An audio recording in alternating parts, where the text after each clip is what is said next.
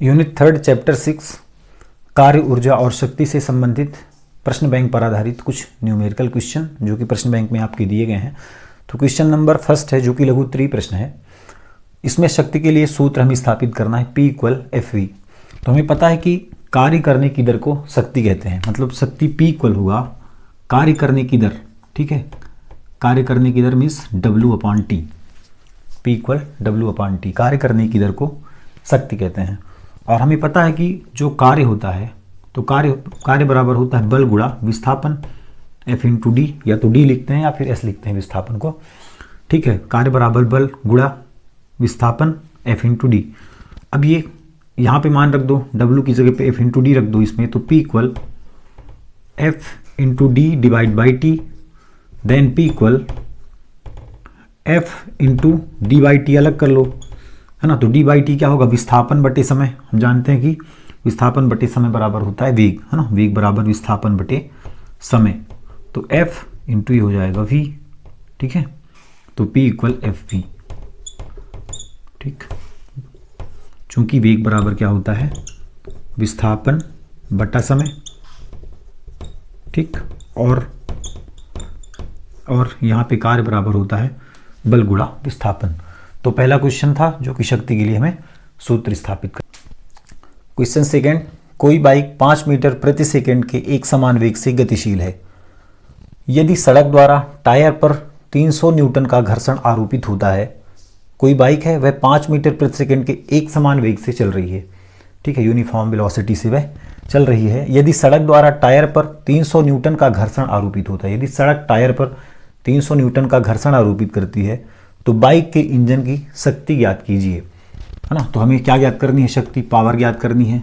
और हमें दिया क्या है, एक समान वेग से गतिशील है, मीन्स हमें वेग दिया गया है। वेग है कितना, वेग है, यहाँ पे लिख लेंगे हल, दिया है वेग दिया गया है 5 metre second inverse, means 5 metre प्रति सेकेंड। और क्या दिया गया है, टायर पर 300 न्यूटन का घर्षण आरोपित होता है। न्यूटन किसका मात्रक है, बल का, मीन्स बल का मान दिया है हमें, F = दिया है 300 न्यूटन। तो हमें क्या ज्ञात करनी, इंजन की शक्ति। तो इंजन की शक्ति मीन्स P, ठीक है। शक्ति अभी हमने देखा पहले क्वेश्चन पे कि P = होता है FV, तो इन दोनों का गुणा करा देंगे, P = FV। तो F कितना है 300 गुणा वेग कितना है 5, तो 5 दिया 1500। अब शक्ति का मात्रक होता है वाट। अब इसको किलोवाट में बदलना है, तो क्या करेंगे, किलोवाट में बदलने के लिए इसमें 1000 का भाग करा देंगे तो किलोवाट में बदल जाएगा।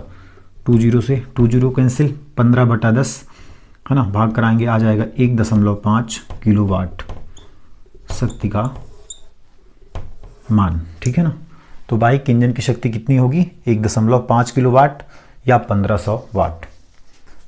क्वेश्चन नंबर 3, किसी भवन के भूतल पर लगा कोई पंप 30 घन मीटर आयतन की पानी की टंकी को 15 मिनट में भर देता है, ठीक। भवन के भूतल पर कोई पंप लगा है, मान लेते हैं भवन का भूतल है, यहाँ पर एक पंप लगा है जो कि किसको 30 घन मीटर आयतन की पानी की टंकी को 15 मिनट में भर देता है। और टंकी कहाँ स्थित है, टंकी पृथ्वी तल से 40 मीटर ऊपर है। ये मान लेते हैं पृथ्वी तल है, ठीक। ये पृथ्वी तल से 40 मीटर 40 मीटर ऊपर यहाँ पर एक टंकी रखी हुई है, ठीक है। मान लेते हैं टंकी है, ऐसे, है ना, टंकी है और 40 मीटर ऊपर रखी हुई है। और पंप की दक्षता 30% है। ये पंप ऐसे यहाँ पे वाटर स्टोर कर रही है ना, इसकी दक्षता है 30%। तो पंप द्वारा व्यय शक्ति ज्ञात कीजिए। व्यय शक्ति की गणना करनी है कि पंप ने कितनी शक्ति व्यय की, जहाँ पे G की वैल्यू यहाँ पे दी गई है 10 मीटर पर सेकेंड स्क्वायर। तो आपके प्रश्न बैंक में ये पंप की दक्षता नहीं दी गई है ना, इसको, जबकि पंप की दक्षता इसमें होनी चाहिए। इसको हम अपने साइड किए हैं, वहाँ पे मिसप्रिंट हो गया है। तो हल करते हैं इसको। हमें दिया क्या, पानी की टंकी का आयतन, है ना, मतलब पानी का आयतन दिया है कितना, आयतन को हम V से लिखते हैं, वॉल्यूम को, तो V दिया है 30 घन मीटर और 15 मिनट में भर देती है। समय दिया गया है, समय टाइम है 15 मिनट, है ना, 15 मिनट। तो हम सबसे पहले हमें क्या करना है, सबको SI मात्रकों में बदलना है। तो वॉल्यूम मीटर में दिया गया है, ये तो एसआई मात्रक है। मिनट तो एसआई मात्रक नहीं, इसको सेकेंड में बदलेंगे। तो सेकेंड में बदलने के लिए क्या करेंगे, इसको 15 मिनट है तो 1 मिनट में 60 सेकेंड होते हैं, तो इसको 60 से गुणा करा देंगे। चूंकि 1 मिनट में 60 सेकेंड, तो 2 मिनट में 2 गुणे 60 सेकेंड, 15 मिनट में 15 गुणे 60 सेकेंड, 15 छिक्का 90, 900 सेकेंड। ठीक है, टाइम हो गया। और पृथ्वी तल से ऊंचाई कितनी है, 40 मीटर, मीन्स एच की वैल्यू दी गई है 40 मीटर। और क्या दिया गया, पंप की दक्षता को हम ईटा से लिखते हैं, दक्षता दी गई है 30%। तो पंप द्वारा व्यय शक्ति हमें ज्ञात करनी है। ठीक है, व्यय शक्ति की, पंप कितनी शक्ति व्यय करेगी हमें ज्ञात करना है।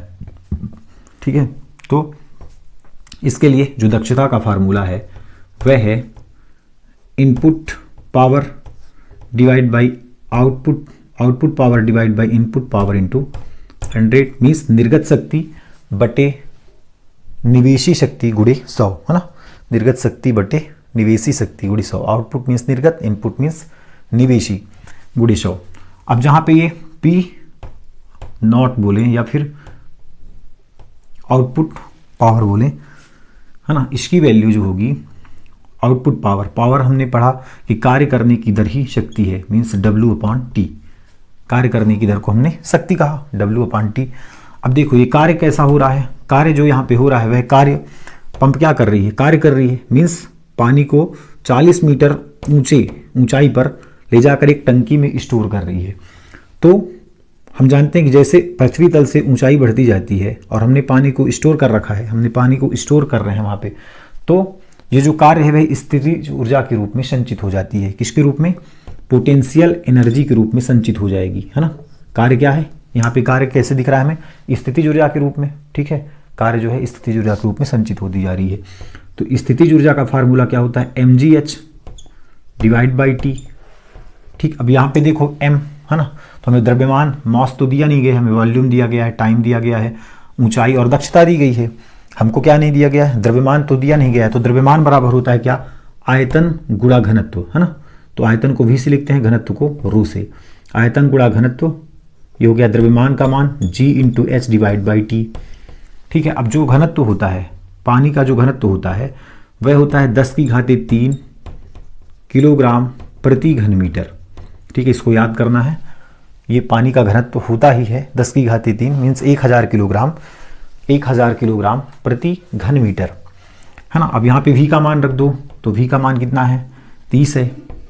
ठीक, सब एसआई मात्रक में होनी चाहिए, मीटर में है 30 है। रो कितना है, किलोग्राम प्रति घन मीटर, द्रव्यमान का मात्रक किलोग्राम। ठीक है, मीटर मीन्स ये भी एसआई मात्रक है, 10⁻³ गुणे जी का मान कितना दिया गया, जी का मान यहाँ पे आपको दिया गया है 10, गुणे एच कितनी है, एच का मान है 40, डिवाइड बाई समय कितना है, समय टी को हमने सेकेंड में बदल लिया तो 900 हो गया। ठीक है, 900 लिख दो या फिर 15 × 60 लिख दो। ठीक है ना, 15 × 60 लिख दो, कोई दिक्कत नहीं, 900 भी लिख सकते हो।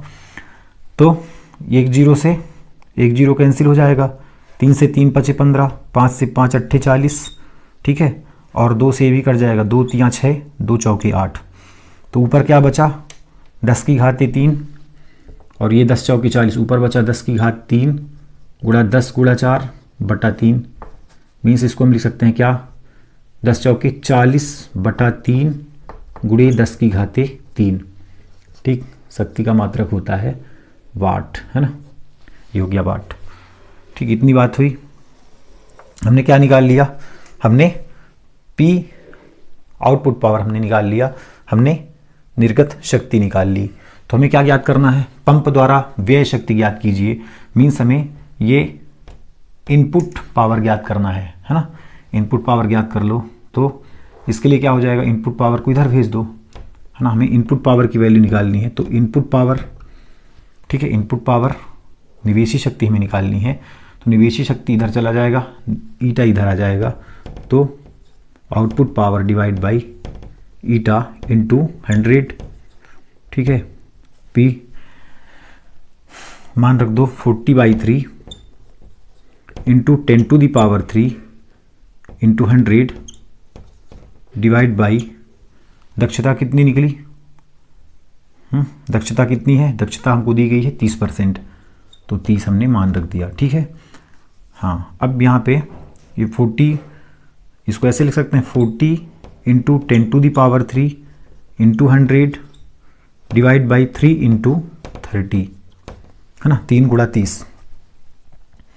अब यहाँ पे मान निकाल लो, तो 1 0 से 1 0 कैंसिल हो जाएगा, तो 40/3 × 9 गुणे 10⁻³ और ये 10 मीन्स 10⁻4, तो 40 में 9 का भाग जाएगा, तो इसकी वैल्यू आएगी 4.4 10⁻4, है ना।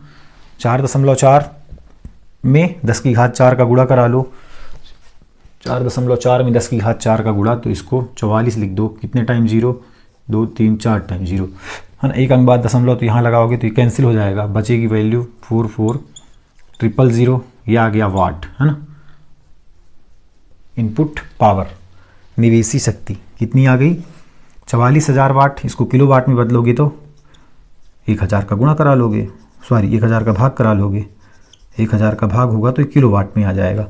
3 0 से 3 0 कैंसिल, मतलब निवेशी शक्ति जो है वह है 44 किलो वाट। ठीक है ना। तो ऐसे डेरिवेशन ऐसे ये न्यूमेरिकल हमें सॉल्व करना है। ठीक है, बन जाएगा। पानी की टंकी का आयतन दिया गया है, हमें समय दिया गया है 15 मिनट, उसको सेकंड में कन्वर्ट कर लेंगे। पृथ्वी तल से ऊंचाई h दी गई है ना, और हमें ईटा दी गई है, दक्षता 30%, और हम जानते हैं पानी का घनत्व जो होता है वह होता है 10⁻³ किलोग्राम प्रति मीटर क्यूब, है ना। तो हम पहले निर्गत शक्ति निकाल लेंगे, आउटपुट पावर। ठीक है, फिर आउटपुट पावर जब निकल जाएगा, हमें दक्षता दी गई है तो निवेशी शक्ति हम निकाल लेंगे, है ना। इनपुट पावर हम ज्ञात कर लेंगे 44 किलो वाट। ठीक, अब है न्यूमेरिकल क्वेश्चन नंबर 7। कोई साइकिल सवार ब्रेक लगाने पर फिसलता हुआ 10 मीटर दूर जाकर रुकता है। ठीक है, कोई साइकिल सवार है, वह अचानक से ब्रेक लगाता है और वह फिसलता हुआ 10 मीटर दूर आगे तक जाता है। इस अवधि में सड़क द्वारा साइकिल पर लगाया गया बल, और इस अवधि में जो सड़क है वह साइकिल पर बल लगाती है, कितना, 200 न्यूटन। ठीक है, अब चूंकि कैसा बल लगाएगी, घर्षण बल लगाएगी, है ना। साइकिल है, साइकिल पर सड़क लगाएगी, कैसा बल, घर्षण बल। कितना, 200 न्यूटन लगा रही है, जो उसकी गति के विपरीत है, जो साइकिल की गति के विपरीत है, और साइकिल की गति के विपरीत जो बल लगेगी वह घर्षण बल होगी। तो सड़क द्वारा साइकिल पर किए गए कार्य की गणना कीजिए।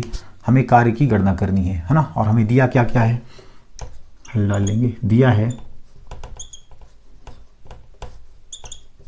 क्या, 10 मीटर दूर, है ना, मीन्स विस्थापन दिया गया है, विस्थापन है 10 मीटर, 10 मीटर विस्थापन हो रहा है उसका, और लगाया गया बल, फोर्स दिया है कितना, 200 न्यूटन। अब गति कैसे हो रही है, साइकिल सवार इधर 10 मीटर दूर तक फिसल रहा है, ठीक है ना, यहाँ पे वह चढ़ा हुआ है, और यहाँ से 10 मीटर आगे तक जाता है, मीन्स उसका डिस्प्लेसमेंट हो रहा है, विस्थापन हो रहा है 10 मीटर।